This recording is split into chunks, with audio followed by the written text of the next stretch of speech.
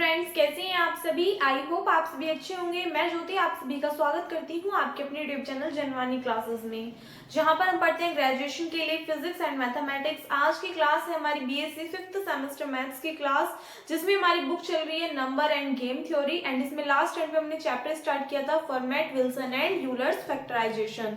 तो last term पे हमने इसके कुछ क्वेश्चंस किए थे फॉर्मेट मेथड के ऊपर बेस्ड। आज इसकी एक तो थ्योरम करेंगे। फॉर्मेट थ्योरम के नेम से आती है कि state and proof format theorem, ये आपकी इंपॉर्टेंट है। और बाकी जो आपके दो टॉपिक्स, जैसे कि मैं आपको पहले लेक्चर में बता चुकी हूँ कि जो लास्ट के इसमें दो टॉपिक्स हैं, एक तो आपका यूलर्स फैक्टराइजेशन एंड एक आपका विल्सन फैक्टराइजेशन। इन दोनों पे बेस्ड जो क्वेश्चंस है वो बहुत रेयर केस में आते हैं। तो सबसे ज्यादा जो इंपॉर्टेंट है इस चैप्टर से वो है फॉर्मेट। इससे रिलेटेड जो भी क्वेश्चन है इस पे बेस्ड, और प्लस इसकी जो थ्योरम है ये तो आपको अपनी अच्छे से कवर अप कर लेनी है, ठीक है।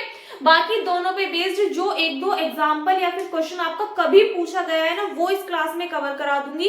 बाकी उसको ज्यादा डीपली आपको पढ़ने की जरूरत नहीं है। ज्यादातर क्वेश्चंस आपके जो बनते हैं वो फॉर्मेट मेथड के ऊपर ही बेस्ड होते हैं, ठीक है। तो इस लेक्चर में आज ये वाला चैप्टर हम अपना कंप्लीट कर लेंगे।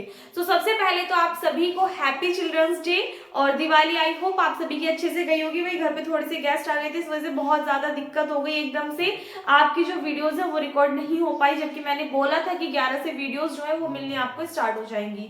तो प्रॉब्लम हो गई थी, इस वजह से वीडियोस जो है वो रिकॉर्ड नहीं हो पाए थे। बट अब रेगुलर मिलने वाली है आपको फिजिक्स की क्लासेस भी और मैथ्स की क्लासेस भी, ठीक है। तो पहली बात तो ये कि आपकी जो थ्योरम है काफी ज्यादा इंपॉर्टेंट है, तो एक तो इसके ऊपर इंपॉर्टेंट लिख लीजिएगा, अच्छे से आपको कवर करके चलनी है। तो बात करते हैं पहले इसके स्टेटमेंट की। किसका स्टेटमेंट क्या कहता है कि if p is a prime, यानी कि यदि p कोई भी कैसा एक प्राइम नंबर है and GCD of a, p। अब इतने दिनों में आप भूले तो होंगे नहीं, मैंने आपको बताया था कि ये जो स्मॉल वाला ब्रैकेट है ये आपका किसको रिप्रेजेंट करेगा आपकी नंबर और गेम थ्योरी के अंदर। ये आपका ब्रैकेट को रिप्रेजेंट नहीं करेगा, आपका किसको रिप्रेजेंट करेगा, जीसीडी को, ग्रेटेस्ट कॉमन डिवाइजर को। तो इन्होंने, इसका मतलब क्या है कि a और p, a कोई भी आपके पास इंटीजर और p क्या है, कोई भी प्राइम नंबर है। तो जब आप इनका जीसीडी निकालोगे तो वो कितना आना चाहिए, 1। यानी कि उनके अंदर जो ग्रेटेस्ट कॉमन डिवाइजर है वो केवल कौन सा एग्जिस्ट करना चाहिए, 1 एग्जिस्ट करना चाहिए, ठीक है। तो a और p का अगर जीसीडी 1 है, so then a to the power p minus 1 is congruent to 1 mod p होगा। सो इन अ सेंस इसका मतलब क्या है कि a to the power p minus 1 is divisible by p, यानी कि this term is divisible by p। Actual में अगर हम बात करें कि इसका स्टेटमेंट क्या कहता है फॉर्मेट थ्योरम का, कि यदि p कोई भी एक प्राइम नंबर है और अगर हम a और p का जीसीडी निकाल रहे हैं और वो कितना आ रहा है, 1 आ रहा है, तो उस कंडीशन में a to the power p minus 1 congruent होगा किसका, 1 मॉड p का। और इसका मतलब क्या होता है कि एक बात बताओ, जब मैंने आपको कॉन्ग्रुएंस इससे पहला चैप्टर कराया था उसमें मैंने आपको कॉन्ग्रुएंस की डेफिनेशन लिखाई थी। क्या लिखाई थी डेफिनेशन में कि a is congruent to b mod p होगा। लेकिन ऐसा कब पॉसिबल है, यदि ये टर्म इधर आ जाए, यानी कि a माइनस बी जो है वो डिविजिबल हो किससे, इस p से। और इसको हम लिखते कैसे हैं कि a minus B is divisible by p, so then ये वाली कंडीशन हमारी फॉलो होगी। ऑल्सो इसको हम कैसे लिख सकते हैं कि a minus B is congruent to 0 mod p, इस फॉर्म में हम लिख सकते हैं। तो अगर हमने कहा कि a की जगह हमने ले लिया to the power p minus 1 और b के प्लेस पे कितना है, 1। सो दिस टर्म होगी हमारी कब, यदि अगर आप इस 1 को इधर लेकर के जाओ तो a to the power p minus 1 में से माइनस कर दो 1 को, और ये टर्म आपकी क्या हो, डिविजिबल हो किससे, p से। ये हमारा फॉर्मेट थ्योरम का स्टेटमेंट है, ठीक है, याद रखोगे आप सभी। अब करते हैं इसका प्रूफ। प्रूफ इसका काफी ज्यादा इजी है, एक बार में ही क्लियर हो जाएगा। देखो सबसे पहले आप लेट करोगे कि हमने मान लिया कि सपोज दैट अगर हमने कोई भी एक सीरीज लेट की अपने पास से, इसके अंदर आप एलिमेंट्स कुछ भी मान सकते हो। सपोज दैट हमने मान लिया b1 plus b2 plus p3 और हमने कहा ये जो टर्म्स है ये कहां तक एग्जिस्ट की, b सफिक्स में हमने मान लिया a। a क्यों लेट किया, क्योंकि हमें जो एक्चुअल में दिखाना है वो a के लिए दिखाना है। यहाँ पे आप n भी मान सकते हो, ठीक है। बाद में n को रिप्लेस कर दोगे a से तो भी आपके पास में यही वाली वैल्यू निकल करके आएगी। आप कुछ भी मान सकते हो, जरूरी नहीं है यहाँ पर a ही मानोगे, ठीक है। तो हमने कहा ये वाली सीरीज है, इसकी पावर है p। मैंने कहा इसको सोल्व करेंगे तो हमारे पास में क्या निकल करके आएगा, मैंने कहा b1 to the power p plus b2 की पावर p प्लस b3 की पावर p, और इस टाइप से हमारी टर्म्स जो है वो चलती रहेंगी कहां तक, b a to the power p तक, एंड प्लस मॉडलो m। यहाँ पे हमने मान मान लिया कि ये जो मॉड m है इसका मतलब क्या है कि या तो आप मॉड लो m मान लो या फिर आप कुछ भी मान लो, ठीक है, कि p का मल्टीपल कोई भी, ठीक है। मॉड p का मतलब क्या है कि p का कोई भी मल्टीपल। तो इसको हम इस फॉर्म में लिख सकते हैं। सपोज दैट हमने माना कि ये जो टर्म्स है b1 b2 b3 इसको आप कुछ भी राइट कर लो, तो हमने माना हमें दिखाना है कि a और p जो हमारे पास में दो टर्म्स है इनका जीसीडी क्या निकल करके आना चाहिए 1, और p हमारे पास में कैसा है प्राइम नंबर है। तो उस कंडीशन में अगर हम मान लें कि ये सभी टर्म्स किसकी इक्वल है 1 के इक्वल है, तो आप यहाँ पे क्या लिखोगे कि ऑल्सो, तो लाइट कर लोगे आप क्या कि b1 इज इक्वल्स टू हमने मान लिया b2 is equals to b3 और हमने मान लिया ba, ये सभी टर्म्स हमने माना किसके इक्वल है 1 के इक्वल है, ठीक है। ये सभी टर्म्स आपस में इक्वल और हमने मान लिया किसके इक्वल है 1 के। तो इसको आप किस फॉर्म में लिख सकते हो, इम्प्लाइज दैट यहाँ से देखो 1 प्लस 1 प्लस 1 सभी टर्म्स के प्लेस पे 1 पुट कर दोगे एंड इस कंप्लीट की होल पावर कितनी आ रही है p इज इक्वल्स टू, यहाँ से देखिएगा एक बात बताइए, जब हमने इन सभी के प्लेस पे क्या पुट किया है 1 पुट किया है, यहाँ पे आप देखोगे क्या आएगा 1 की पावर p, फिर नेक्स्ट टर्म आएगी 1 की पावर p, फिर नेक्स्ट टर्म आएगी 1 की पावर p और फिर लास्ट वाली टर्म भी क्या आएगी 1 की पावर p। अब 1 की पावर कुछ भी हो जब आप उसको सोल्व करते हो तो आपके पास में आता क्या है निकल करके 1 आता है, क्या निकल करके आता है 1। इसका मतलब अगर मैं आपसे कहूंगी 1 की पावर n टाइम्स ऑफ कुछ भी है तो आप कहोगे ये किसकी इक्वल है, एक्चुअल में 1 के ही इक्वल है। तो ये जो पावर p है कि 1 की पावर p इसको हम 1 लिख सकते हैं, सेम ऐसे ही हम सभी टर्म्स को किसके इक्वल लिख सकते हैं 1 के इक्वल। अब यहाँ पे देखो इसको हम क्या लिख सकते हैं 1 प्लस 1 प्लस 1 इस टाइप से लिख सकते हैं, कोई दिक्कत नहीं होगी, प्लस मॉडुलो p यानी कि मल्टीपल ऑफ p। चलिए अब यहाँ पे देखो मैंने कहा 1 1 1 ऐड होते जा रहा है, कहां तक ऐड हो रहा है कुछ नहीं पता, लेकिन एक फाइनाइट नंबर पे एग्जिस्ट कर रहा है, इनफाइनाइटली तक तो नहीं जा रहा। तो जब ये इनफाइनाइट पे एग्जिस्ट नहीं कर रहा, फाइनाइट नंबर पे एग्जिस्ट कर रहा है, तो आप कुछ भी अपने पास से मान सकते हो कि हमने माना कि ये कहां तक जा रहा है m तक जा रहा है, कहीं तक भी। अब एक बात बताओ, मोस्टली हम क्या मानते हैं n मान करके चलते हैं, लेकिन हमें दिखाना क्या है a की फॉर्म में दिखाना है। तो आप डायरेक्टली मान लो कि जो टर्म्स ऐड हो रही है वो a टाइम्स तक ऐड हो रही है, कितने टाइम्स तक a टाइम्स तक। चाहे तो आप अपने लिए छोटा सा करके लिख देना कि ये a टाइम्स तक ऐड हो रही है, तो इसलिए इन सभी के प्लेस पे हम क्या लिख सकते हैं a एंड कंप्लीट की होल पावर क्या आ रही है p इज इक्वल्स टू, इन सभी के प्लेस पे क्या लिखा मैंने a, क्योंकि हमने क्या माना है कि फाइनाइट नंबर a तक ऐड हो रही है यानी a टाइम्स ऐड हो रही है, तो इसके प्लेस पे आ गया प्लस मॉडुलो p। ये हमारे पास कंडीशन आ गई, इसको इधर लेकर के आओगे आप a to the power p minus a किसकी इक्वल आ गया ये मॉड p के। अभी एक बात बताओ, मैंने भी आपको डेफिनेशन के थ्रू बताया था कि यदि a माइनस b जो है वो इक्वल है किसके मॉड m के, तो इसका मतलब क्या है, यहाँ पे मॉड m मान लो कुछ भी मान लो कि ये जो a माइनस b है ये डिविजिबल होगा किससे m से, और यदि a माइनस b डिविजिबल है m से तो हम कहेंगे कि a इज कॉन्ग्रुएंट होगा किसके b मॉड m के। यही बात बताई। तो एक बात बताइए, यहाँ पे हम कह सकते हैं कि a to the power p minus a divisible है किससे p से, क्यों, क्योंकि p क्या है प्राइम नंबर है। तो आप क्या लिखोगे where p is prime so a to the power p minus a is divisible by p। हमने मान लिया डिविजिबल है किससे p से, सो देन आप इसको कैसे लिख सकते हो कि a to the power p, देखो ये हमारे पास a की वैल्यू, ये हमारे पास b की वैल्यू, मैंने कहा a minus B is equals to mod m की फॉर्म में अगर लिखा हुआ है तो आप क्या लिखोगे a के प्लेस पे a to the power p है इज कॉन्ग्रुएंट टू b की वैल्यू क्या है हमारे पास में a एंड इनटू में कितना आ जाएगा मॉडुलो m आ जाएगा। क्लियर है, डेफिनेशन के थ्रू लिखी है हमने ये वाली बात, ठीक है, चाहे तो साइड में लिख देना बाय डेफिनेशन ऑफ कॉन्ग्रुएंस।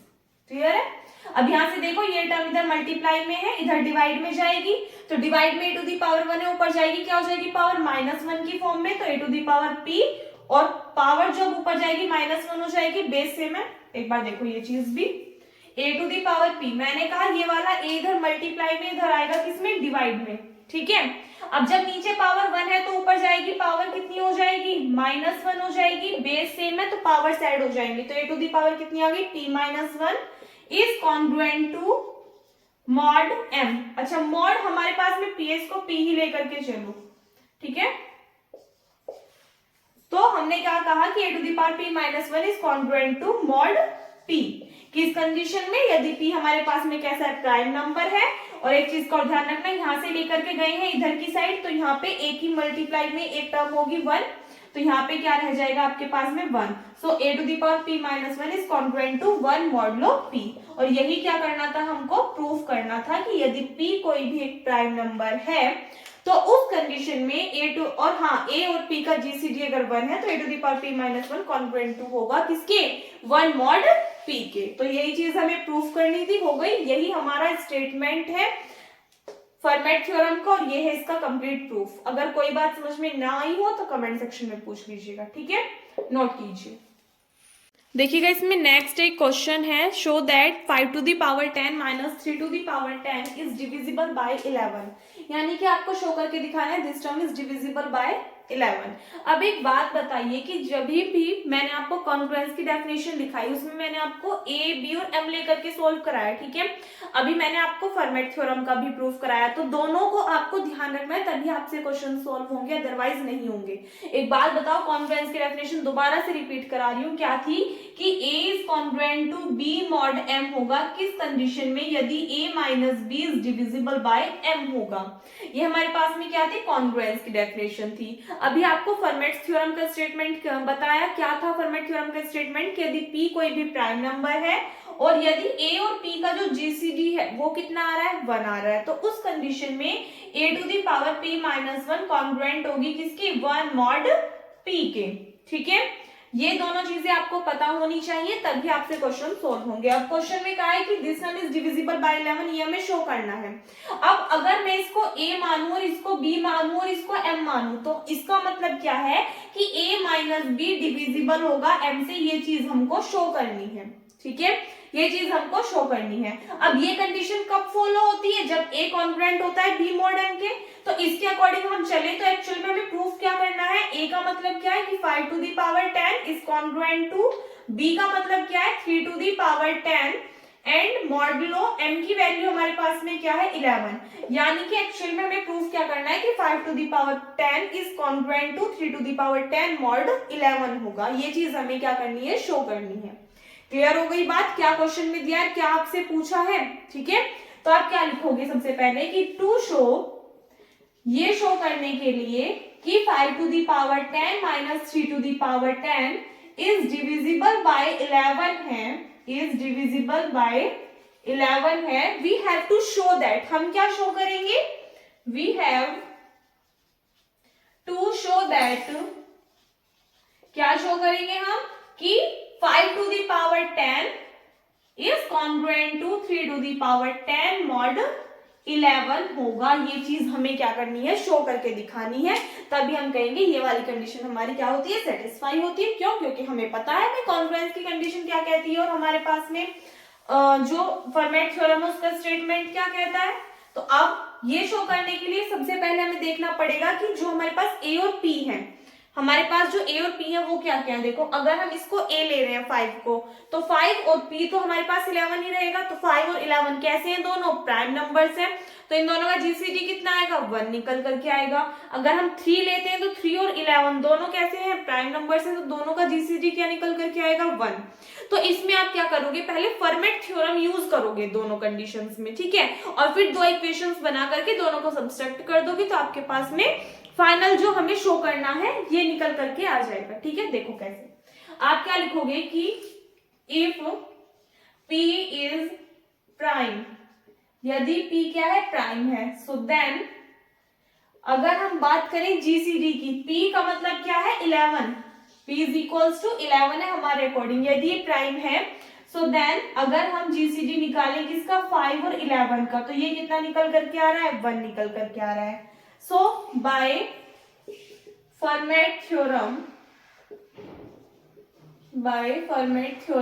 क्या सॉल्व करेंगे हम कि अगर A और P, ये हमारे पास दो वैल्यू है, इनका जीसीडी 1 है, ऑल्सो जो P है वो कैसा है, प्राइम है, तो फर्मेट थ्योरम क्या कहती है कि A to the power P minus 1 is congruent to 1 mod P होगा। ये भी आपको बताया है। तो यहां से देखिएगा A की वैल्यू कितनी है, 5, P की वैल्यू कितनी है, 11 माइनस 1 हो जाएगी, is congruent to 1 mod p की वैल्यू हमारे पास कितनी है 11 है। ये नीचे लिखना मत, ये सिर्फ आपको बताने के लिए ताकि आपको क्लियर हो जाए, ठीक है। इसको हम ऐसे लिख सकते हैं, इंप्लाइज दैट, यहाँ पे आप क्या लिख सकते हो 5 to the power 11 minus 1 10 is congruent to 1 mod 11। ये आ गई आपके पास में equation number first. Also let, अगर हम ले रहे हैं कि 3 और 11, लेट 11 इज प्राइम एंड अगर हम जीसीडी निकालेंगे इसका 3 और 11 का तो वो भी कितना आ रहा है 1 आ रहा है, क्योंकि 3 और 11 दोनों कैसे हमारे पास प्राइम नंबर्स है। तो जीसीडी क्या निकल करके आएगा इनका 1। अब जीसीडी जिन्होंने प्रीवियस लेक्चर्स नहीं देखे और जिनको नहीं पता दोबारा बता रही हूँ, जीसीडी मतलब है ग्रेटेस्ट कॉमन डिवाइजर, एक तरीके से जैसे आप एचसीएफ निकालते थे ना वही वैल्यू, ठीक है। तो ये होता है, तो इसमें भी फर्मेट थ्योरम के अकॉर्डिंग हम क्या लिख सकते हैं कि 3 to the power 11 minus 1 is congruent to 1 mod 11 होगा, बिकॉज हमारे अकॉर्डिंग ये a की वैल्यू और ये किसकी वैल्यू है p की वैल्यू है, ठीक है। तो a to the power p minus 1 is congruent to 1 mod p। So यहां से आप इसको क्या लिख सकते हो 3 to the power 10 is congruent to 1 mod 11। Clear. अब ये आ गया आपके पास में क्या equation number second. Equation first और सेकेंड को सब्सट्रैक्ट कर दो। On subtract equation second from first, equation second को फर्स्ट में से सब्सट्रैक्ट करो। क्या आएगा आपके पास में 5 to the power 10 minus 3 to the power 10 is congruent to 1 में से 1 जाए कितना आ गया 0 and mod 11 as it is, ठीक है। सो इम्प्लाइज दैट, इसको हम क्या लिख सकते हैं 5 टू दी पावर 10, ये इधर माइनस का दूसरी साइड जाएगा किसका हो जाएगा प्लस का हो जाएगा 10 मॉड 11। यही चीज हमें क्या करनी थी शो करके दिखानी थी। तो 5 to the power 10 is congruent to 3 to the power 10 mod 11 होगा। सो हेंस आप क्या कह सकते हो कि 5 to the power 10 minus 3 to the power 10 is divisible by 11। क्यों? क्योंकि हमें कॉन्फ्रेंस की डेफिनेशन पता है कि यदि a is congruent to b mod m होगा तो a माइनस b जो है वो m से डिविजिबल होगा, ठीक है। यही हमें क्या करना था इसमें प्रूव करके दिखाना। तो इसी टाइप का एक क्वेश्चन और करा रही हूँ, बाकी एक क्वेश्चन आपको होमवर्क से करने के लिए दिया जाएगा। एंड एक बात और, इस वाले चैप्टर की पीडीएफ आपको टेलीग्राम चैनल पर मिल जाएगी। टेलीग्राम चैनल नेम है जनवानी क्लासेस। तो वहां से इस पे बेस्ड जितने भी क्वेश्चन है सभी की आपको प्रैक्टिस कर लेनी है, क्लास में नहीं कराए जाएंगे। अगर कोई भी ऐसा क्वेश्चन है जो कि प्रीवियस ईयर में आया हुआ है CSIR नेट वाले क्वेश्चन, तो आप अपनी प्रैक्टिस के लिए कर सकते हो, आपकी यूनिवर्सिटी में नहीं पूछे जाएंगे, ठीक है। अभी सिर्फ एग्जाम्स के अकॉर्डिंग प्रिपरेशन कर रहे हैं, तो उसके अकॉर्डिंग आपसे उस टाइप के ज्यादा हायर लेवल के क्वेश्चंस नहीं पूछे जाएंगे, उनको रहने देना। बाकी क्वेश्चंस की प्रैक्टिस करके देखना चाहते हो तो आप देख सकते हैं, कोई प्रॉब्लम आए तो पूछ लीजिएगा, नोट कीजिए इसको। देखिएगा दो क्वेश्चंस आपके सामने लिखे हुए हैं, एक क्वेश्चन आपको मैं कराऊंगी और एक क्वेश्चन आपको खुद से करना है। तो फर्स्ट वाला आपको खुद ही करना है, सिर्फ बता रही हूँ थोड़ा सा जनरल वे में, प्रॉपर वे में अपने आप लिख लीजिएगा। क्वेश्चन में कहा prove that a to the power 12 minus b to the power 12 is divisible by 13 if a and b are coprime to 13।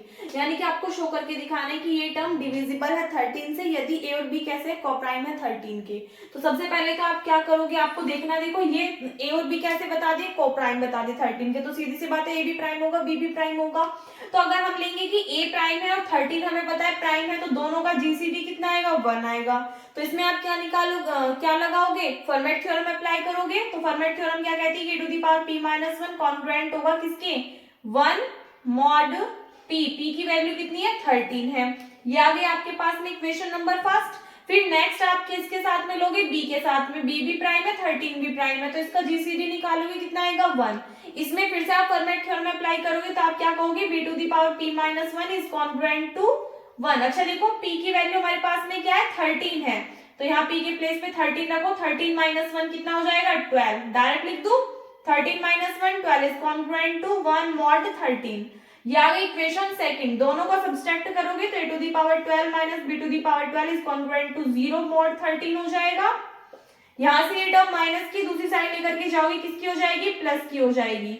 और यही क्या करना है आपको प्रूफ करके दिखाना है कि a to the power 12 minus b to the power 12 divisible होगा 13 से। तो अगर ये कंडीशन सेटिस्फाई हो रही है तो इसका मतलब कॉन्ग्रुएंस की जो डेफिनेशन है उससे आप क्या कह सकते हो कि a to the power 12 minus b to the power 12 divisible होगा किससे, 13 से। तो सॉल्व कर लोगे अपने आप प्रॉपर वे में, जैसे कि अभी आपको जस्ट पहले क्वेश्चन कराया उस तरीके से, क्योंकि अगर मैं आपको सभी कुछ लिखाने लगूंगी फिर वीडियो तो बहुत ही ज्यादा लेंथी हो जाएगी। कर लेना सोल्व इसको। चलो नेक्स्ट क्वेश्चन देखो, show that 5 to the power 38 is congruent to 4 mod 11। अच्छा क्वेश्चन है, आए हुए क्वेश्चन है जितने भी आपको सोल्व करा रही हूँ, कोई भी क्वेश्चन ऐसा नहीं है जो कि प्रीवियस ईयर में ना आया हो, ठीक है।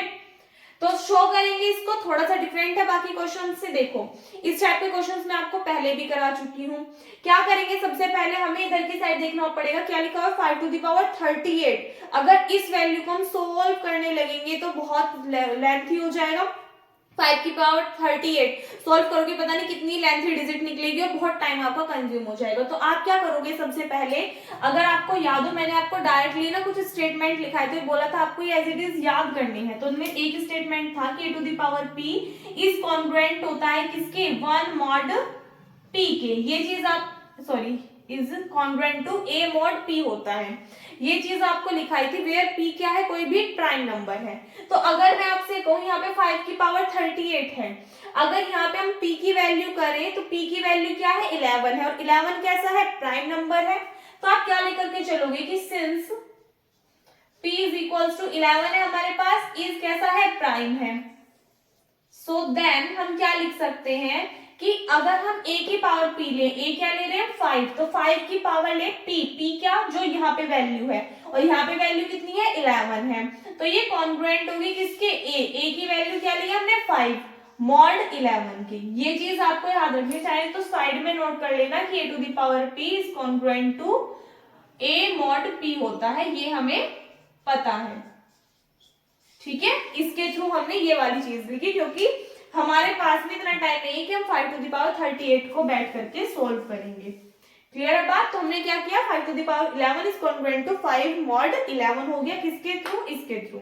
अब यहाँ से एक बात बताइए, हमें कितनी चाहिए, 5 की पावर 38। तो एक्चुअल में तो हमें लेफ्ट हैंड साइड में 5 टू द पावर 38 ही बनानी पड़ेगी, चेंज तो हम कुछ भी नहीं कर सकते, क्योंकि हमें ये चीज शो करके दिखानी है। अब देखो अगर मैं कहूं दोनों साइड स्क्वायर ले लो, तो पावर कितनी होगी, 22, क्यूब लेंगे पावर कितनी हो जाएगी, 33, अगर पावर 4 ले लेंगे कितना हो जाएगा, 44, 44 तो बड़ा है, तो हम क्या कर लेंगे, दोनों साइड क्यूब ले लेंगे। तो इम्प्लाइज दैट इधर की साइड अगर आप क्यूब लोगे तो 5 की पावर कितनी हो जाएगी, 33 इज कॉन्ग्रुएंट टू, यहाँ पर 5 की पावर कितनी हो जाएगी, 3 mod 11। अब ये तो आपको पता है, अगर आपने प्रीवियस लेक्चर देख रखे हैं कि जब भी आप क्यूब करोगे इधर वाली साइड का, तो जो भी आप पावर लोगे, चाहे 2 है, 3 है, 4 है, 5 है, 6 है, कुछ भी है, वो पावर किस पे जाएगी, इधर वाली टर्म पे जाएगी, ना कि इस मोड वाली टर्म पे, ठीक है। सिर्फ इसका मतलब आप चाहे तो ऐसे लिख सकते हो कि if a is congruent to b mod m है, तो अगर आप क्या ले रहे हो, पावर k ले रहे हो दोनों साइड, तो a to the power k is congruent to b to the power k mod m होता है। इसको हम इस फॉर्म में लिखते हैं, ठीक है, ताकि आपको बाद में याद रहे। तो ये चीज आ गई, बट एक्चुअल में हमें लानी कितनी है, पावर 38। तो हमें क्या करना पड़ेगा, इस 33 में एटलीस्ट 5 ऐड करना पड़ेगा। अब 5 ऐड कब होगा, भाई देखो हमें पता है मल्टीप्लीकेशन के केस में अगर बेस सेम है तो पावर्स ऐड हो जाती हैं। तो इसका मतलब अगर हम इस टर्म में 5 टू द पावर 33 में मल्टीप्लाई कर दे 5 टू द पावर 5 की, तो बेस सेम है, पावर्स हमारे पास में ऐड होकर कितनी हो जाएगी, 5 टू द पावर 38 हो जाएगी, ठीक है। तो यहाँ से आप क्या करोगे, 5 टू द पावर 5 से तो इधर मल्टीप्लाई कर लोगे, multiply by 5 to the power 5 is congruent to, अब जब इधर की है तो इधर की साइड भी करनी पड़ेगी आपको, ठीक है, इनटू कितना आ गया, मॉडलो 11। सोल्व कर दीजिए इसको। यहां से देखो बेस सेम है, पावर्स ऐड हो जाएंगी, 5 टू द पावर 38 आ गई। इधर आप देखोगे 5 टू द पावर कितनी हो जाएगी, बेस सेम है, पावर्स ऐड करोगे 5 और 3 8, मॉडलो 11। अब 5 की पावर 8 भी बहुत बड़ी टर्म बैठ रही है, तो आप क्या कर लो, इसको किसी छोटे टर्म में सेपरेट कर लो, ताकि अगर आप उसको 11 से इजीली डिवाइड करो तो आपको एक छोटा सा रिमाइंडर मिल जाए, क्योंकि हमें इसको स्मॉलेस्ट टर्म में डिक्रीज करते हुए जाना है। तो इसको हम लिख सकते हैं 5 का स्क्वायर की होल पावर 4, 4 2 जा 8, फिर से वही वाली बात पड़ जाएगी, मॉडलो 11। अब देखो 5 की पावर 2 का मतलब क्या है, 5 5 जा 25, तो 25 की पावर 4 लिख सकते हैं इसको यहाँ पे हम, इनटू में कितना आ गया, मॉडलो 11। एक बात बताओ, 11 से अगर हम 25 को डिवाइड करेंगे तो रिमाइंडर कितना बचेगा, 3 बचेगा। देखो 11 की मल्टीप्लाई सपोज दैट हमने अगर किसमें की 2 में की तो 11 2 जा 22, तो 22 और अगर हम 11 की मल्टीप्लाई 3 में करेंगे तो कितना आएगा 33। अब हमारे पास में वैल्यू क्या है 25। यही मेथड तो आपको बता रखा है देखने के लिए कि रिमाइंडर आप प्लस में लोगे या माइनस में। देखो अगर हमारे पास में ये होता 31 तो उस कंडीशन में आप ये वाली कंडीशन लेकर के चलते हो, रिमाइंडर लेते -2। लेकिन अब हमारे पास में 25 किसके पास बैठ रहा है 22 के, और कितना बड़ा है 22 से 3 टाइम्स बड़ा है, तो हमारे पास रिमाइंडर बच जाएगा कितना प्लस का 3। तो आप लिखोगे 5 to the power 38 is congruent to 3 to the power 4 modulo 11। पहले क्वेश्चंस कराए आपको इसमें बेस्ड, जिन्होंने नहीं देखे हो सकता है उनको थोड़ी सी दिक्कत आए, बाकी तो सभी को समझ में आ जाएगा। अगर फिर भी कोई प्रॉब्लम है तो पूछ लीजिएगा। अब देखो 3 की पावर 4 है, तो 3 की पावर 4 का मतलब क्या है 3 मल्टीप्लाई 3 मल्टीप्लाई 3 मल्टीप्लाई 3, 3 3 जा 9 3 जा 27 3 जा 81 हो जाएंगे। तो इजीली हम कर पा रहे हैं कैलकुलेट, तो इसको पहले सोल्व भी कर लो। 81 मॉडुलो 11 आ गया। 81 से 81 को आप क्या कर दोगे डिवाइड करोगे 11 से, तो देखो 11 की मल्टीप्लाई मैंने कहा 7 में कर रहे हैं तो 77 आ रहा है, और 8 में कर रहे हैं तो 88 आ रहा है।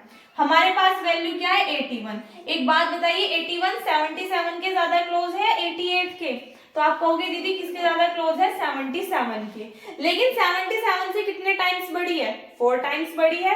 तो इसका मतलब जब आप इससे इसको डिवाइड करोगे 11 से 81 को, तो आपके पास रिमाइंडर कितना बचेगा प्लस का 4 बचेगा। So implies that 5 to the power 38 is congruent to 4 mod 11। यही क्या करना था हमको इसमें प्रूफ करके दिखाना था। ठीक है, इस टाइप से आपको क्वेश्चन सोल्व होगा। आई होप क्लियर हो गया हो। कोई भी डाउट है तो पूछ लीजिएगा, नोट कीजिए इसको। नेक्स्ट क्वेश्चन देखिएगा क्या है, find the remainder when 5 to the power 11 is divisible by 7। यानी कि रिमाइंडर फाइंड आउट करना है जब 5 to the power 11 को डिवाइड किया जाएगा किससे 7 से। अब इस टाइप के क्वेश्चन जो आपका इससे पहले चैप्टर था कॉन्ग्रुएंसेस वाला, उसमें भी आपने किए हुए हैं, तो सेम वही मेथड है, ज्यादा कुछ डिफरेंस नहीं है। जैसे हमने पहले किया था वैसे ही आप इसको अब करोगे। 2 टाइप के क्वेश्चन थे। एक क्वेश्चन तो डायरेक्टली था कि अगर आपको पावर जो है वो किस फॉर्म में दी हुई हो इवन नंबर की फॉर्म में, तो आप इजीली क्या कर लेते थे रिमाइंडर फाइंड आउट कर लेते थे। लेकिन अगर पावर किस फॉर्म में ऑड नंबर की फॉर्म में, तो उस केस में क्या होगा, अगर आपको याद हो 3 की पावर वाला केस मैंने आपको कराया था, काफी लेंथी क्वेश्चन वो आपका बैठा था, तो उसी तरीके से इसको करेंगे। तो हमें क्या करना पड़ेगा, पावर्स को ब्रेक कर करके उनके अलग अलग रिमाइंडर्स फाइंड आउट करने पड़ेंगे, एंड देन क्वेश्चन को हम क्या करेंगे सोल्व करेंगे। ठीक है, तो देखो सबसे पहले आपको दिया हुआ है 5 की पावर 11। अगर मान लो यहाँ पे 5 की पावर 10 होता तो 2 5 से कितने हो जाते थे 10 हो जाते, तो यानी कि 5 की पावर 2 की और पावर 5 करके हम क्या कर लेते इजीली सोल्व कर लेते। ठीक है, बट अब क्या होगा 5 to the power 11 है यहाँ पे, तो यहाँ से देखो 5 to the power 11 के लिए अगर हम देखें, सबसे पहले यहाँ पे आपसे कहा है कि आपको दिखाना है कि किससे डिविजिबल है 7 से डिविजिबल है। हमारी फॉर्मेट थ्योरम का स्टेटमेंट क्या कहता है कि a to the power p minus 1 is congruent होगा 1 मॉडुलो p के किस कंडीशन में, यदि p कैसा है प्राइम नंबर। देखना जरा 7 क्या है हमारे पास में प्राइम नंबर है, तो हमारी ये वाली कंडीशन सेटिस्फाई होगी। तो आप क्या लिखोगे कि since 7 is prime so then by Fermat theorem हम क्या कह सकते हैं कि a to the power, अब देखो a की वैल्यू क्या है यहाँ पे 5 है, तो a to the power p minus 1, तो p minus 1 p की वैल्यू क्या है 7, तो a to the power 7 minus 1 is congruent to 1 mod p, और यहाँ पे देखिएगा p की वैल्यू आपके पास में कितनी है 7 है, तो ये कंडीशन होगी। यहाँ पे 7 minus 1 कितना मिलेगा 5 to the power 6 is congruent to 1 mod 7। इसका मतलब अगर हम 5 to the power 6 की बात करेंगे तो उस कंडीशन में हमारे पास में रिमाइंडर कितना आ गया 1, लेकिन एक्चुअल में हमें कितनी चाहिए 5 की पावर 11। इट मींस यहाँ पे अगर हमें 5 की पावर 6 है तो इसकी मल्टीप्लाई में 5 की पावर 5 भी चाहिए, तभी तो हम क्या करेंगे, तभी तो अगर हमारे बेस सेम होंगे पावर्स ऐड होकर के तभी तो हमारे पास 11 आएगा। अब ये 5 जरूरी नहीं है सिर्फ 5 की फॉर्म में हो, 1 2 3 4 किसी भी फॉर्म में ही हमारा हो सकता है। क्लियर है बात। अगर आपको याद हो, हमें पता है वी नो दैट आपको मैंने कुछ स्टेटमेंट्स लिखाए थे, बोला था लर्न कर लीजिएगा। हमें क्या पता है कि A इज कॉन्ग्रुएंट होता है किसके, A मॉड P के, ये चीज हमें पता है, ठीक है। तो यहाँ पे देखो सपोज दैट अगर मैंने कहा हम 5 की ले रहे हैं, ठीक है, मैंने कहा 5 के लिए हम सोल्व करें, तो आप क्या कहोगे, 5 इज कॉन्ग्रुएंट टू 5 मॉडुलो 7 होगा। अगर P हम क्या ले रहे हैं, प्राइम नंबर 7 लेट करके चल रहे हैं, तो ये कंडीशन हमारी क्या करेगी, सेटिस्फाई करेगी, ठीक है। चलो यहाँ से हमारे पास ये कंडीशन आ गई। मैंने कहा हमें तो क्या चाहिए, पावर, यहाँ पे हमारे पास 5 टू दी पावर 6 है, हमें कुछ भी ऐसी वैल्यूज चाहिए ताकि वे ऐड हो करके सारी क्या बना ले, 5 टू दी पावर 11। तो इसमें देखो यहाँ पे ये तो हमें किसके लिए मिल गया, 5 की पावर 1 के लिए, तो 6 और 1 7 तो हो गई। यहाँ पे हमें क्या चाहिए, 5 की पावर 4 के लिए और चाहिए, इसके लिए रिमाइंडर क्या आ जाएगा, 5 आ जाएगा, इसके लिए क्या आ गया, 1। सो इम्प्लाइज दैट आप क्या कर दो, दोनों साइड का स्क्वायर कर दो। मैं बोल रही हूँ इधर का स्क्वायर करोगे आपको मिलेगा 5 का स्क्वायर, इधर का स्क्वायर करोगे तो 5 का स्क्वायर मॉडुलो 7। अभी बताया था कि पावर जो आएगी वो किस पे आएगी, सिर्फ इस वाले टर्म पे, मोड के ऊपर पावर नहीं आएगी, ठीक है। 5 का स्क्वायर करोगे तो कितना आएगा आपके पास में, 25। 7 से आप इजीली क्या कर सकते हो, 25 को डिवाइड, 7 3 जा 21, रिमाइंडर कितना बचा आपके पास में, 4 बचा। तो यहाँ से आप इसको लिख सकते हो 5 का square is congruent to 4 mod 7 इस फॉर्म में। बट ये तो हमारे पास स्क्वायर की वैल्यू आई, तो क्या करोगे आप इसका अगेन स्क्वायर, क्योंकि हमने देखा 5 की पावर 6 1 7 मिल गई, लेकिन अभी हमें 4 और चाहिए। फिर से स्क्वायर कर दो तो यहाँ पे हो जाएगा 5 की पावर 4। 4 का जब आप स्क्वायर करोगे तो कितना मिलेगा, 4 4 जा 16 मॉडुलो 7। अब यहाँ पे देखो 7 से जब आप डिवाइड करोगे 16 को तो रिमाइंडर क्या आएगा, 7 2 जा 14, रिमाइंडर कितना बचा, 2 बचा। तो यहाँ से आप इसको लिख सकते हो 5 की power 4 is congruent to 2 modulo 7, लिख सकते हैं इस फॉर्म में। सो नाउ अगर हमें क्या चाहिए, 5 की पावर 11 चाहिए, तो 5 की पावर 11 को हम क्या लिख सकते हैं, 5 की पावर 6 इंटू 5 की पावर 1 इंटू 5 की पावर 4 इस फॉर्म में लिख सकते हैं। सभी के बेस सेम है, पावर ऐड हो जाएगी, 6 4 10 और 1 11, ठीक है।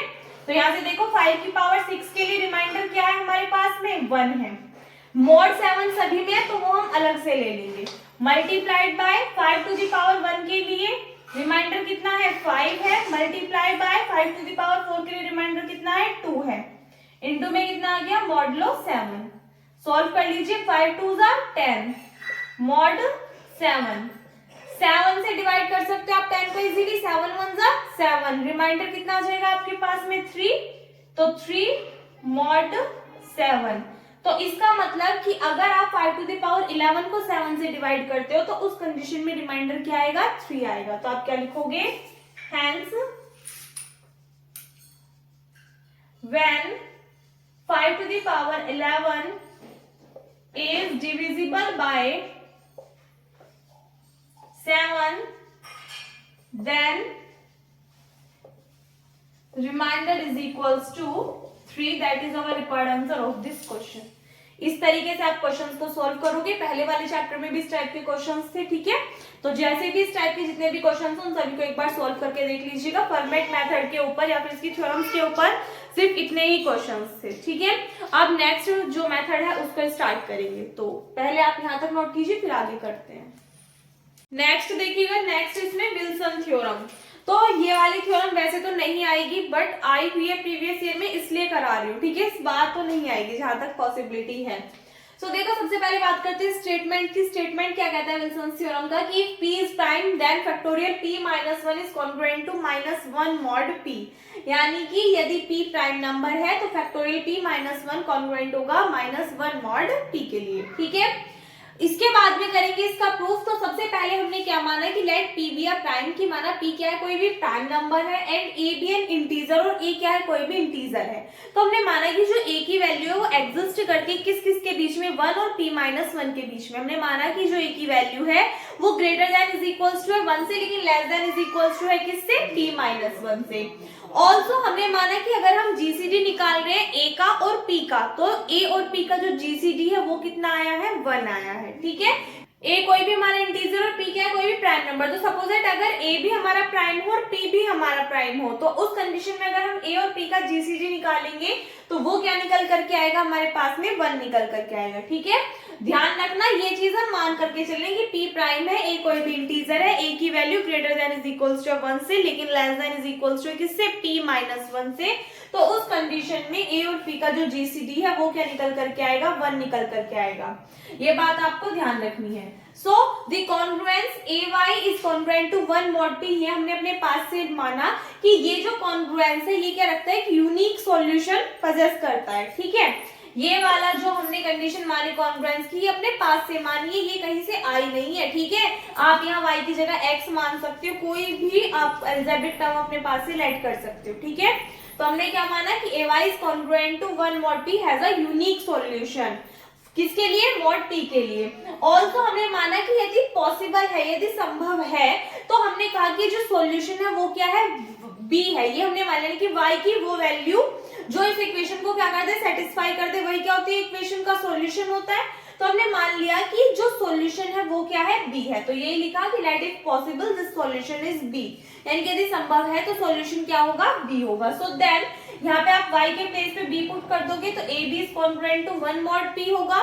ऑल्सो यदि हमने माना कि b is congruent to a mod p है, किस कंडीशन में, यदि हमारा b जो है वो डिविजिबल है किससे, p से। तो हमने मान लिया कि b is congruent to a mod p है, तो उस कंडीशन में अगर हम b को भी रिप्लेस कर दें किससे, a से, तो इस वाली इक्वेशन पे आइए, यहाँ पे आप b के प्लेस पे पुट करोगे, क्या हो जाएगा, a का स्क्वायर, तो a square is congruent to 1 mod p।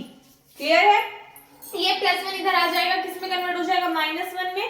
तो a स्क्वायर -1, यानी कि जब आप इस 1 को इधर लेकर के आओगे, ये कंडीशन बनेगी a square -1 is congruent to 0 mod p। तो इसका मतलब क्या होता है कि a स्क्वायर -1 डिविजिबल है किससे, p से, अगर कॉन्ग्रुएंस की कंडीशन सेटिस्फाई हो रही है तो। बिकॉज हमारी कॉन्ग्रुएंस की डेफिनेशन क्या कहती है कि यदि a is congruent to b mod p है, तो उस कंडीशन में a माइनस b जो है वो हमारा डिविजिबल होगा किससे, p से। ये हमारी डेफिनेशन कहती है। तो इसके थ्रू ही हमने लिखा कि अगर ये कंडीशन है तो +1 इधर जाके -1 हो जाएगा, तो a स्क्वायर -1 डिविजिबल होगा किससे, p से। a स्क्वायर -1, यहाँ पे देखो इस 1 को आप क्या लिख सकते हो, 1 का स्क्वायर लिख सकते हो। तो ये हमारा किसका फॉर्मूला बन गया, a square minus b square का, क्या होता है, a + b into a minus b, तो a +1 इंटू a -1। तो यानी कि हम कह सकते हैं a+1 भी p से डिविजिबल होगा और a -1 भी p से डिविजिबल होगा। ऑल्सो हम इस चीज को कैसे लिख सकते हैं, देखो हमें पता है कि यदि a minus b is divisible by p है, ठीक है, तो हम इसको लिखते कैसे हैं कि a is congruent to b mod p होगा, ऐसे ही तो हम लिखते हैं। तो यहाँ पे देखना, अगर a की वैल्यू हम a ले रहे हैं और b की वैल्यू हम 1 ले रहे हैं, तो हम क्या लिखेंगे, a is congruent to 1 mod p। इस फॉर्म में इसको कन्वर्ट करके लिख सकते हैं। ठीक है, यहाँ तक आपको क्लियर हो गया होगा। आधा पार्ट रह रहा है इस थ्योरम का प्रूफ करने के लिए, अभी तो हम हाफ पे ही पहुंचे हैं। तो पहले आई होप आपको इतना समझ में आ गया होगा, एक बार दोबारा से रिकॉल करा रही हूँ कि हमने माना, क्या माना, p कोई भी प्राइम नंबर है, a इंटीजर है, a की वैल्यू 1 से बड़ी है, 1 के इक्वल है, और p से छोटी, p -1 से छोटी या उसके इक्वल है। ऑल्सो हमने माना कि a और p का जो जीसीडी है वो भी क्या है, 1 है। सो हमने कहा कि ay is congruent to 1 mod p, ये कैसा है, यूनिक सॉल्यूशन एग्जिस्ट करता है इसका। और हमने मान ली कि यदि संभव है तो वो सॉल्यूशन क्या है, b है। तो इसमें b को सेटिस्फाई कराओगे, यानी कि y के प्लेस पे b पुट करोगे। ऑल्सो हमने माना कि डेफिनेशन के थ्रू कि अगर b is congruent to a mod p है, तो आप b को रिप्लेस कर सकते हो ऐसे, तो a रखोगे आप b के प्लेस पे, तो a इंटू a क्या हो जाएगा, a square is congruent to 1 mod p। Also अगर हम इस +1 को इधर लेकर के आए तो क्या हो जाएगा, -1 हो जाएगा।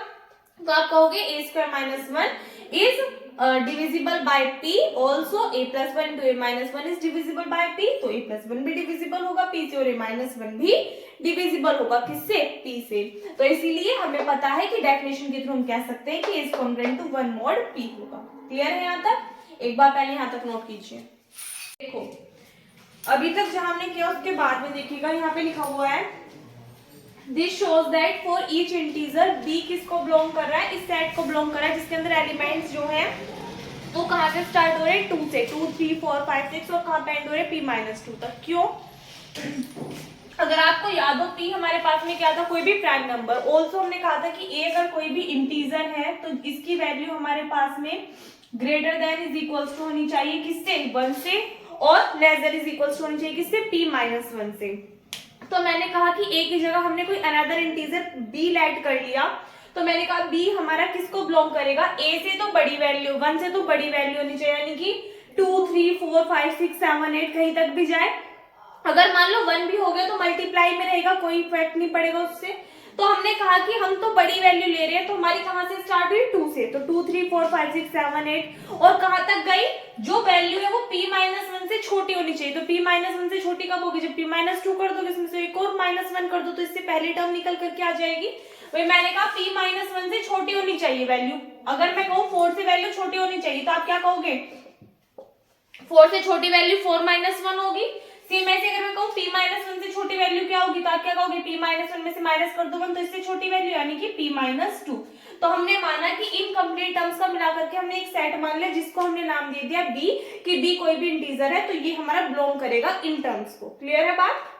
There is an integer b dash, also हमने मान लिया कि यहाँ पे एक और इंटीजर b डैश है जो भी क्या करेगा, इसी सेट को हमारा बिलोंग करेगा। अगर हम इस b और b डैश की मल्टीप्लाई करते हैं यानी कि b इंटू b डैश निकालते हैं तो वो कॉन्ग्रुएंट होगा किसके, 1 मॉडुलो p के। p क्या है, यहाँ पे कोई भी प्राइम नंबर है, ठीक है। सो देन वी हैव, ये जो हमने सेट के अंदर एलिमेंट्स लिए थे 2 3 4 कहां तक एग्जिस्ट करेंगे, p माइनस 2 तक, is congruent to 1 modulo p। ये हमने अपने पास से लिख लिया इनके थ्रू जो हमने सेट माने थे। और ये सेट हमने अपने पास से नहीं माने, ये हमने किसके थ्रू लिखी, सेट के अंदर एलिमेंट्स जो कि हमने स्टेटमेंट लिया था कि a की value greater than is equals to 1 और less than is equals to p minus 1 से, उसके थ्रू हमने ये सभी वैल्यूज जो है निकाली कि कहां तक एग्जिस्ट करेंगी। सबसे छोटी निकाल ली, सबसे बड़ी निकाल ली, उसके बीच में जो भी टर्म्स है वो एग्जिस्ट कर जाएंगी, ठीक है। हमने कहा ये।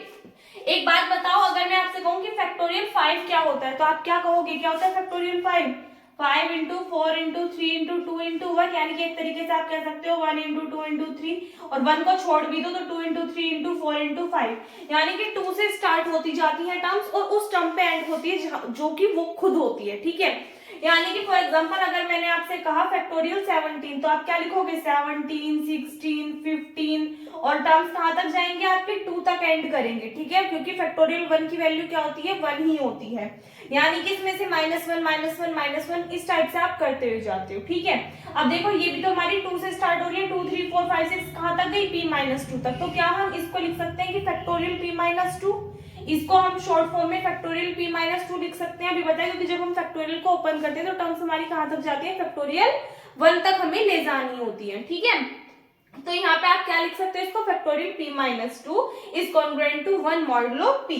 ऑल्सो यहाँ पे देखो, अगर हम दोनों साइड क्या करते हैं, p माइनस 1 से मल्टीप्लाई कर दें, तो इधर की साइड भी हमने p माइनस 1 से मल्टीप्लाई कर दी, इधर भी हमने p माइनस 1 से मल्टीप्लाई कर दी। क्योंकि हमने p माइनस 1 से मल्टीप्लाई, क्योंकि हमें थ्योरम के स्टेटमेंट के थ्रू दिखाना है कि फैक्टोरियल p माइनस 1 कॉन्ग्रुएंट होता है -1 मॉडुलो p के।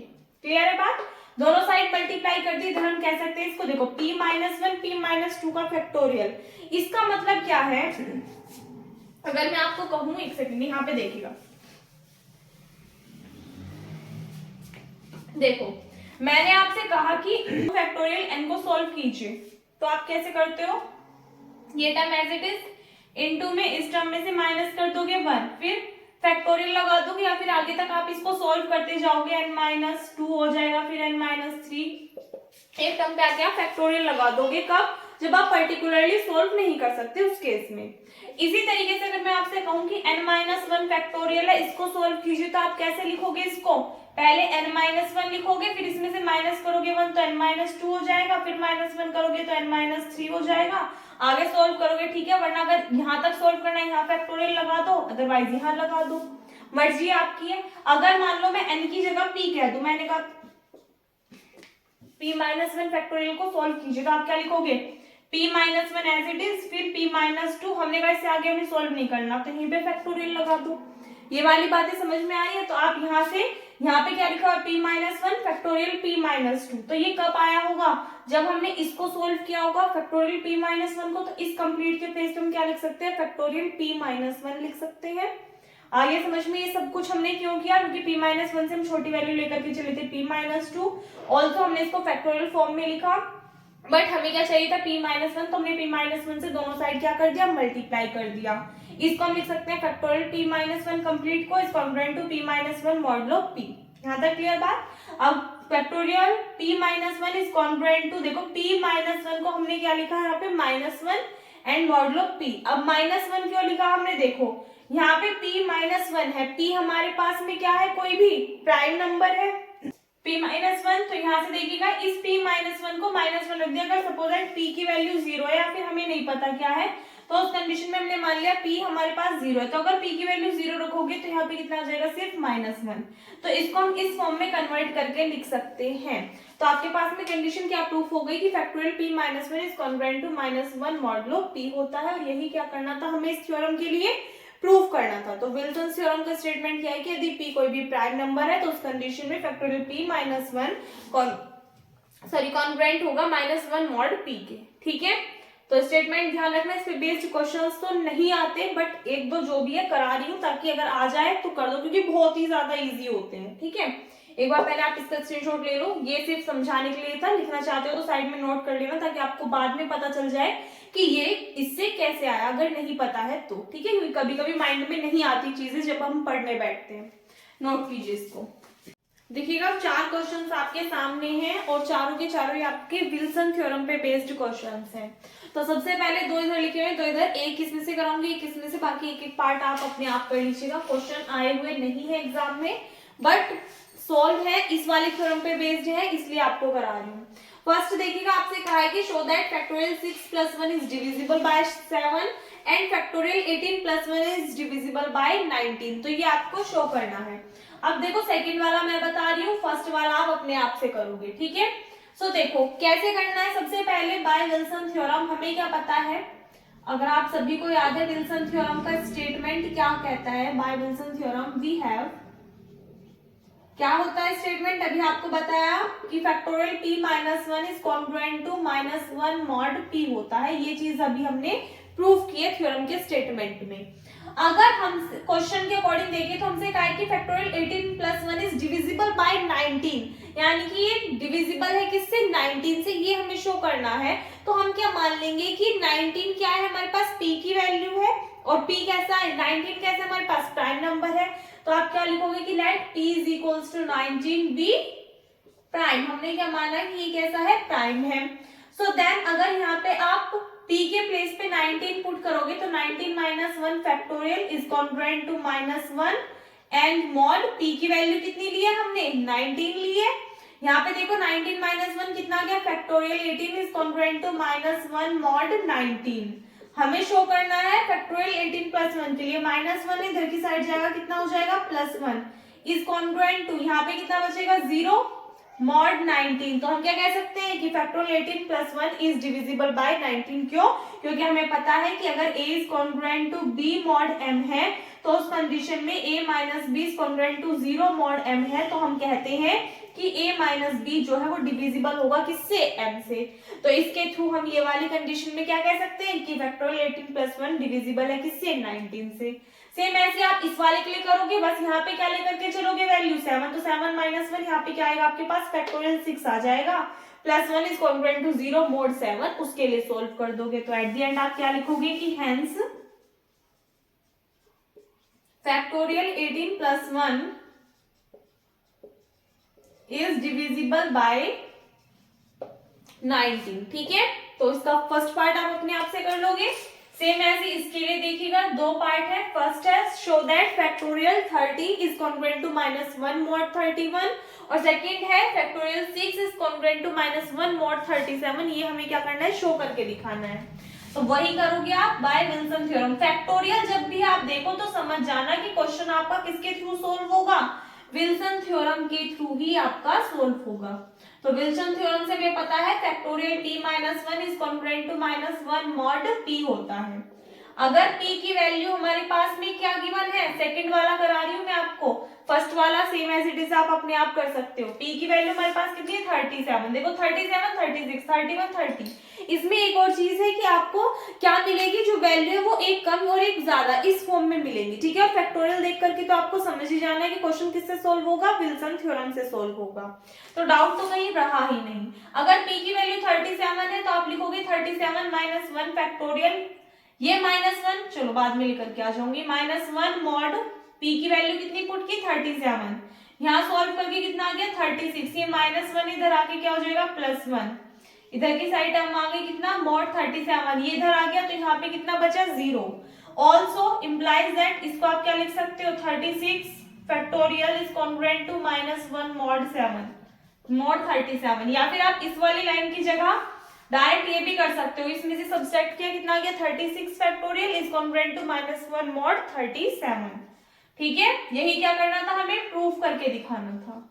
तो कंडीशन लेकर के चलोगे, ये वाली p की वैल्यू अपने पास सिलेक्ट कर लोगे, 37 वैल्यूज पुट करोगे तो आपके पास में यही निकल करके आ जाएगा जो कि आपको शो करना है। तो इजी से क्वेश्चंस है, बाकी सभी क्वेश्चंस वही है जो कि आपको करा दिए, सब उसी मेथड पे बेस्ड है कि a to the power this and b to the power this, a और b की कुछ भी वैल्यूज हो सकती है, इज डिविजिबल बाय दिस, कोई भी इंटीजर्स ले सकते हैं। ठीक है, या फिर सपोजेट कोई भी इंटीजर उसकी कोई भी पावर है और वो डिविजिबल हो रही है इस वैल्यू से, इस टाइप के आपसे क्वेश्चन जो है वो पूछे जाते हैं। तो सोल्व करके देख लीजिएगा, पीडीएफ में आपको बता चुकी हूँ टेलीग्राम पे बुक की, अगर आपके पास बुक है तो उससे कर लेना, नोट कीजिए इसको, और जो क्वेश्चंस घर से करने के लिए दिए हैं इनको भी कर लेना। ठीक है, सो इस वीडियो में बस इतना ही। जो इसमें बेस्ड क्वेश्चंस थे इस वाले चैप्टर में, चाहे वो आपके विल्सन थ्योरम पे बेस्ड हो या फिर फॉर्मेट थ्योरम पे, वो मैंने आपको सभी करा दिए हैं। इसी टाइप से क्वेश्चंस आपके एग्जाम में पूछे जाएंगे। यूलर्स फैक्टराइजेशन मेथड मत करना, वो ज्यादा इंपॉर्टेंट नहीं है, एग्जाम में क्वेश्चंस जो है उससे बहुत ही ज्यादा रेयर केस में पूछने की पॉसिबिलिटी है, अदरवाइज नहीं है। ठीक है, तो सिर्फ इतना प्रिपेयर कर लेना, इससे ज्यादा आपको इस वाले चैप्टर से कुछ भी और पढ़ने की जरूरत नहीं है। अगर इतने में आपको कोई भी डाउट है, कुछ समझ में नहीं आया है, तो आप कमेंट सेक्शन में कमेंट करके पूछ सकते हैं, वरना तो फिर कल को हम न्यू चैप्टर स्टार्ट करेंगे। ठीक है, एंड पीडीएफ आपको बता दिए टेलीग्राम चैनल पर मिलेगी। टेलीग्राम चैनल नेम भी जनवानी क्लासेस है, आप में से जिन स्टूडेंट्स ने ज्वाइन नहीं किया हुआ है कर लीजिएगा। इस वाले चैप्टर की पीडीएफ मिल जाएगी, इससे पहले के जो चैप्टर्स हैं उनकी पीडीएफ मैं आपको प्रोवाइड करा चुकी हूँ ऑलरेडी, और जिनके पास बुक है वो अपनी बुक से प्रैक्टिस कर सकते हैं। तो इस वीडियो में बस इतना ही। वीडियो अच्छी लगी तो वीडियो को लाइक कर देना, अपने फ्रेंड्स के साथ में शेयर कर देना। अगर आप चैनल पर नहीं हो या फिर अभी तक आपने चैनल को सब्सक्राइब नहीं किया है तो प्लीज चैनल को सब्सक्राइब करके साथ में नोटिफिकेशन बेल को भी ऑन कर लीजिएगा, ताकि आने वाली वीडियोस के नोटिफिकेशन आपको टाइम पर मिलते रहें। मिलते हैं नेक्स्ट वीडियो में, थैंक्स फॉर वॉचिंग।